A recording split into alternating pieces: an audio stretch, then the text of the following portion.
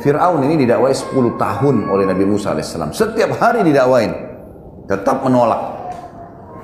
Saya simpulkan di akhir hidup Fir'aun, pada saat dia mau meninggal, ada 3 kejadian besar merupakan tanda-tanda paling besar dari Allah SWT kepada Fir'aun. Tapi subhanallah, tekak, keras kepala, nggak mau masuk Islam, nggak mau beriman pada risalah Nabi Musa alaihissalam, maka Allah tenggelamkan sekalian.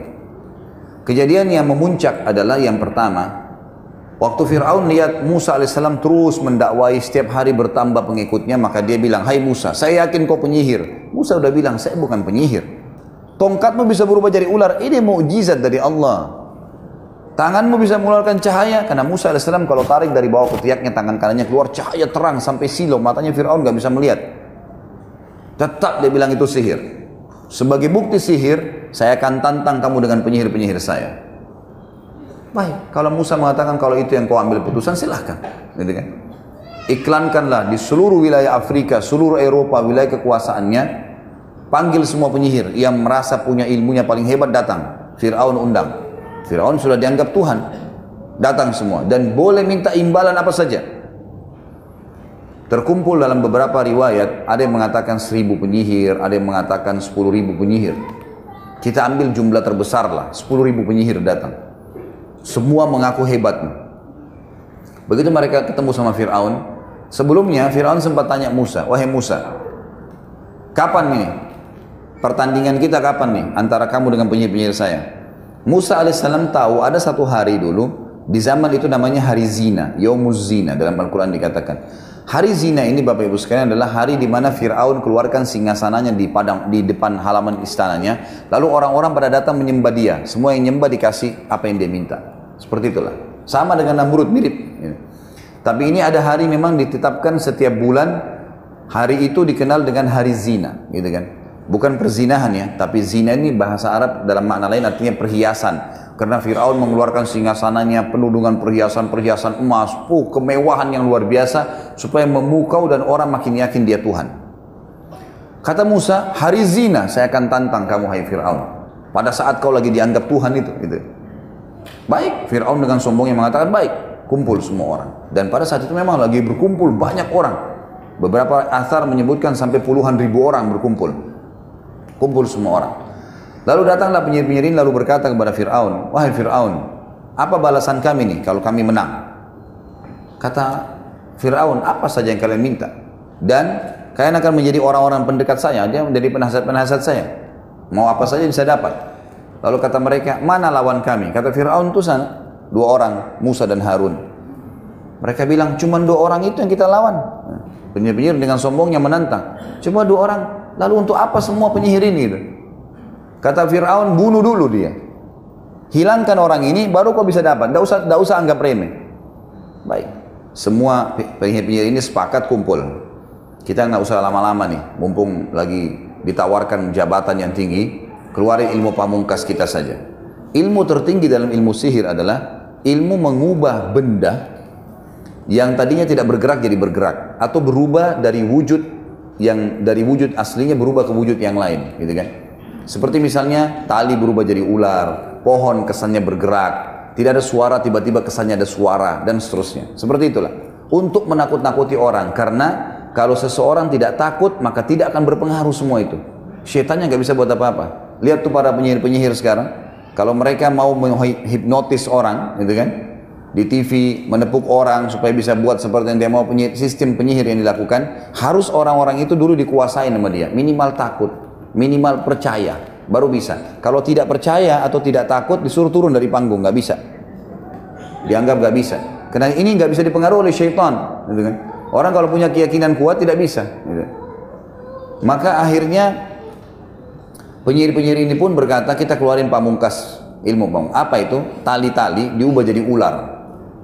10.000 orang semua ini pegang tali, kemudian mereka lempar untuk dijadikan sebagai ular yang bergerak.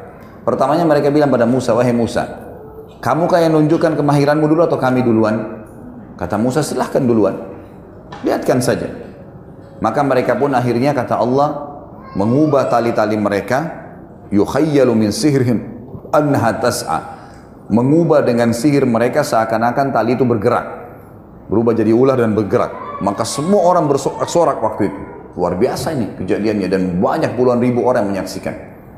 Fir'aun pun dengan banggahnya duduk di singgasananya melihat kejadian tersebut. Nah ini sudah luar biasa, 10.000 lawan 2 orang nggak mungkin. Sempat Nabi Musa alaihissalam dalam Al-Quran dikatakan fa'aujasa fi nafsi khifatan Musa. Musa alaihissalam sempat takut sejenak, sebentar, ragu nih. Lalu Jibril datang mengatakan kulna la takhaf. Kami berkata kepadanya jangan kau takut, innaka antal ala. Kau pasti menang. Wa alqi ma fi yaminika talqafu ma sana'u innama sana'u kaidu sahir wa la yuflihu sahiru haitsu ata. Yang mereka lempar yang di tangan kananmu tongkat tuh di lapangan yang sedang ada pertandingan, gitu kan? Maka pasti akan membatalkan semua sihir-sihir mereka. Karena yang mereka lakukan adalah perilaku sihir dan sihir tidak akan pernah bisa menang dari arah manapun dengan ayat Allah. Tidak mungkin bisa menang, gitu kan? Musa alaihissalam masuk lempar tongkatnya. Ada alasan di sini. Kenapa Al-Quran menceritakan kepada kita, tiba-tiba waktu tongkat Musa AS dilempar dan jadi ular, seluruh penyihir tersebut sujud dan berkata kami beriman kepada Tuhannya Musa dan Harun. Apa rahasianya itu?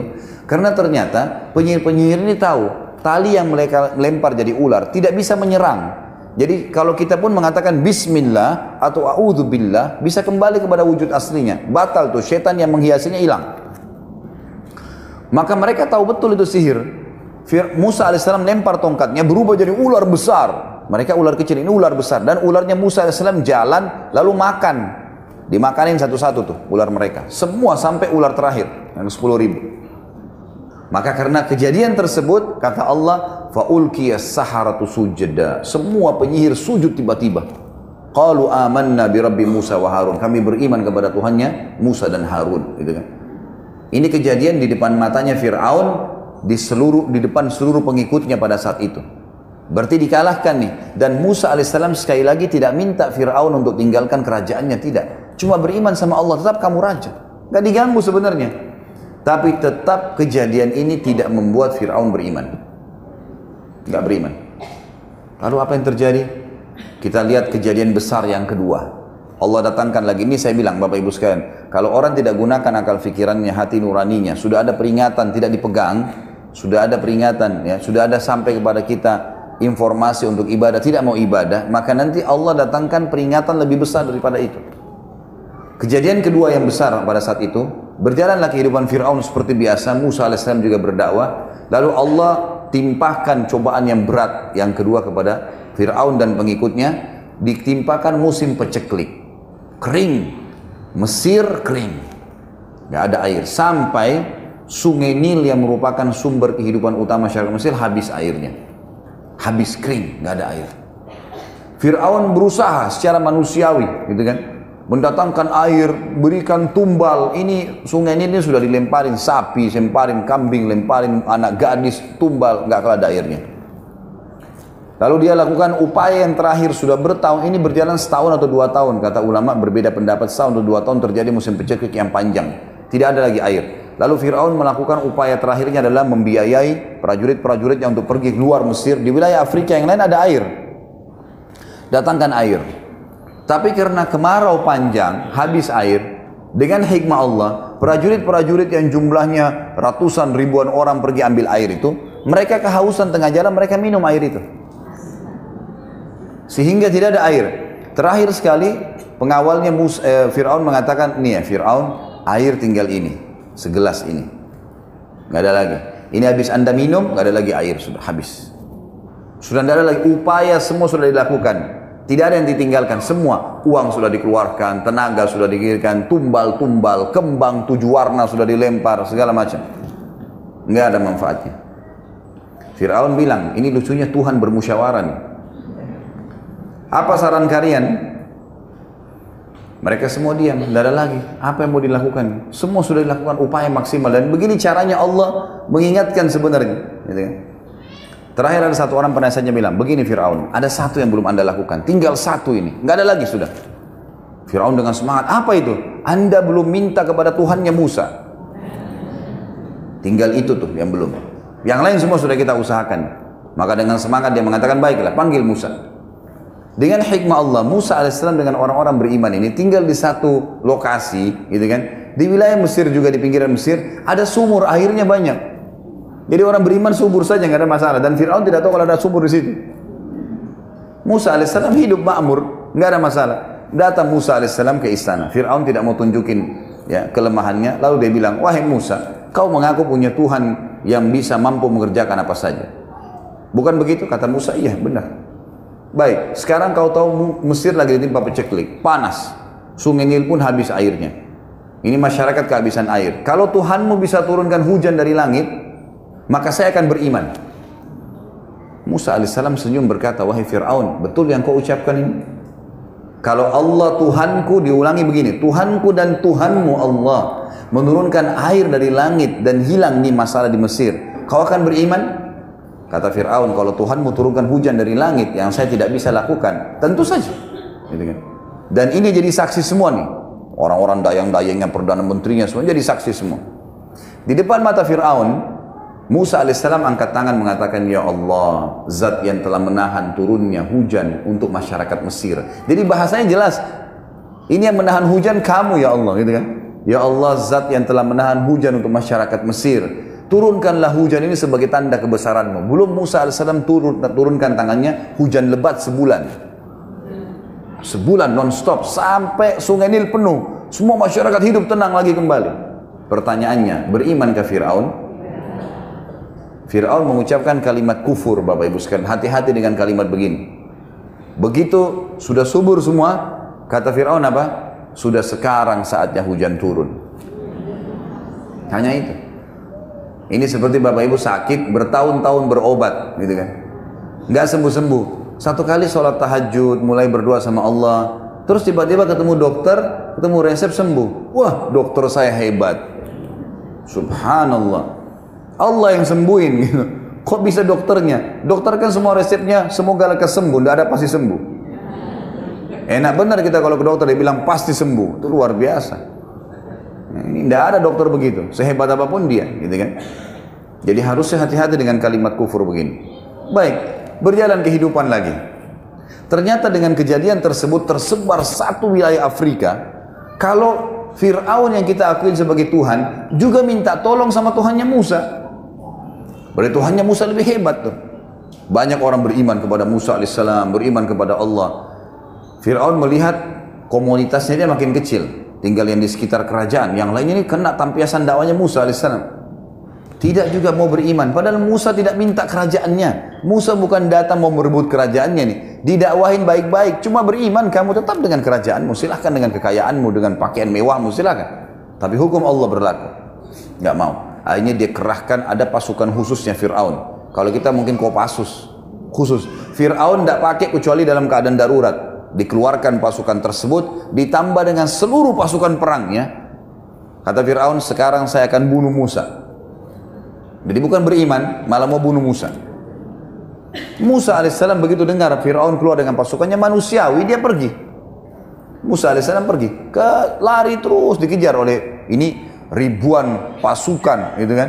Puluhan ribu orang pasukan perang dengan pedangnya, dengan perisainya, siap perang. Mengejar Musa alaihissalam dengan Bani Israel. Dikatakan dalam riwayat ada 12 suku Bani Israel. Jumlahnya ratusan orang saja, nggak banyak gitu. Yang ikut sama Musa, banyak orang beriman, tapi yang ikut lari itu tidak banyak, gitu kan? Maka larilah Musa alaihissalam sampai tiba di tepi Laut Merah. Di depan Laut Merah, di belakang pasukan Fir'aun yang beringas sudah siap membantai mereka. Bayangkan kalau kita di posisi Musa alaihissalam dengan pengikutnya, sudah takut mengikutnya, nggak ada senjata. Mereka rata-rata pengembala kambing, pegang kayu, bawa panci masaknya, nggak ada sesuatu yang dijadikan senjata. Maka dalam Al-Quran diceritakan pengikut Musa sempat mengatakan, ya Musa, inna mudrakun, kita sudah terjangkau nih, kita akan dibantai nih. Dari sisi yang lain, Fir'aun pun berkata, waktu pasukannya sudah mengepung ya, jadi puluhan ribu orang mengepung, seperti ibaratnya di tengah-tengah ujung meja ini Musa alaihissalam dengan kelompoknya ini sudah merumun semua nih. Di belakang Musa alaihissalam Laut Merah. Kata Fir'aun, mana Musa? Tuh sana di depan, kata prajurit-prajuritnya. Allah menceritakan dari lisan Fir'aun, dia mengatakan innahum lasyirzimatun qalilun. Oh cuman itu, gitu loh bahasanya. Sekecil itu jumlahnya, bantai aja. Dihabisin aja Musa alaihissalam. Karena dia sudah yakin dia menang, gitu kan? Dia sudah yakin ini nggak mungkin pasukan sebesar ini kalah, gitu kan? Nggak mungkin. Apalagi nggak lawan pengembala-pengembala kambing dengan baju biasa, pakai tongkat, ini pakai pedang, pakai perisai, pasukan lengkap untuk berperang. Maka kata Musa alaihissalam kepada pengikutnya, kalla inna ma'iya rabbi sayahdin. Nggak mungkin, Tuhan saya akan berikan petunjuk. Maka Jibril datang satu instruksi, tidak lebih dari itu. Musa, cambukkan tongkatmu di mulut atau di bibir dari Laut Merah. Itu saja. Tidak ada yang lain. Nggak ada informasi nanti laut akan terbelah, nggak ada. Musa alaihissalam orang beriman. Ini contohnya Bapak Ibu sekalian. Jadi orang beriman itu patuh. Jangan, udah tinggalin. Kerjakan, selesai. Halal, nikmatin, haram, tinggalkan. Tidak usah cerewet, jangan rewel. Kenapa begini, kenapa begitu, kenapa begini. Banyak orang rewel soalnya. Kenapa duhur sama asar 4 rakaat ya?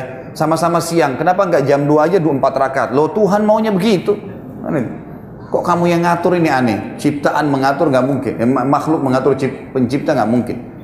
Maka terjadi seperti itu. Musa alaihissalam dan para nabi-nabi memberikan pelajaran kepada kita. Ibrahim tadi disuruh berdiri saja, nggak buat apa-apa, lakukan. Disuruh sembeli anaknya, sembeli. Pas mau sembeli nggak jadi, Allah selamatkan, gitu kan? Seperti itulah. Maka Musa alaihissalam disuruh cambukan. Musa belum tahu nih. Jibril datang bisikin, cambukan tongkatmu. Itu saja perintah Allah. Baik, cambuk di depan matanya Fir'aun. Lihat, ini sudah depan mata ini, sudah kelihatan, tinggal diserang saja Musa alaihissalam. Jadi kelihatan tuh angkat tongkatnya Musa. Lalu Musa memukulkan di pinggir Laut Merah. Kejadian besar yang ketiga yang paling besar dalam kehidupan Fir'aun sebelum Allah tenggelamkan, berdiri air laut tersebut, Laut Merah seperti dinding yang besar, gitu kan? Berdiri air laut di depan mata kita, ini bagaimana? Luar biasa nih, berdiri air laut dan terbagi menjadi 12 bagian. Jadi setiap suku Bani Israel lewat di satu gang, gitu kan? Supaya bisa selamat. Fir'aun itu lihat itu, bukannya malah kagum atau misalnya berhenti gitu kan. Ya sudahlah kalau gini, ini luar biasa Musa. Penyihirnya sudah kalah. Hujan sudah turun pun di Mesir. Ini lagi air laut di depan matanya kelihatan. Ternyata tidak. Instruksinya Fir'aun memang dasarnya dia suka jahat, yaitu juhud itu suka membangkang. Maka dia mengatakan kejar cepat sebelum Musa selamat ke pinggir. Masih dikejar sama dia. Dia masuk ke di antara air itu, lorong-lorong air itu. Sudah luar biasa dikuasai sama syaitan, gitu kan. Akhirnya Allah selamatkan Musa dengan pengikutnya, lalu ditenggelamkanlah Fir'aun dengan pasukannya. Semuanya tenggelam. Lalu Allah ceritakan kepada kita dalam Al-Quran tentang apa yang Fir'aun ucapkan. Waktu sudah mulai tenggelam, baru dia bilang, amantu billadzi amana bihi banu Israel. Ya, saya beriman kepada apa yang diimani oleh Bani Israel. Kata para ulama, dia nggak bisa lagi ucapin Allah, karena sudah bangkangnya. Saya mau beriman, gitu kan? Kata Allah, al-ana, sekarang, waqad kunta minal mufsidin, sebelumnya kau menjadi perusak di muka bumi, gitu kan?